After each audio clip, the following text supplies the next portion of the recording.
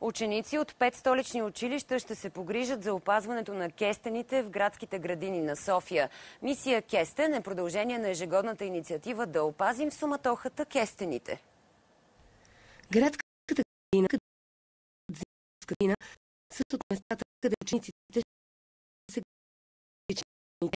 Днес организаторите на проекта се срещнаха с 5 А клас от 19-то СОУ Елин-Пейн, за да им разкажат как трябва да се грижат за дърветата. Оказа се, че децата са много по-подготвени от очакваното.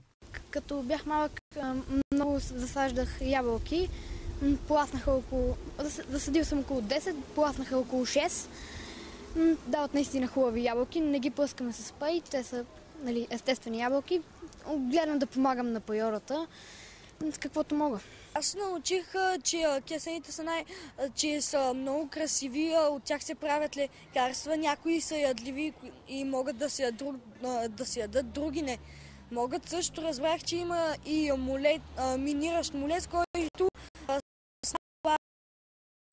от листата на кестените. Наистина ние сме изненадани колко знаят. Другото, което ни се иска да направим е да ги използваме като някакъв вид канал за комуникация. Какните родители, техните при...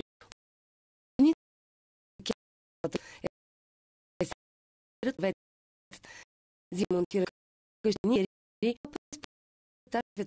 пачте, които книжават листа.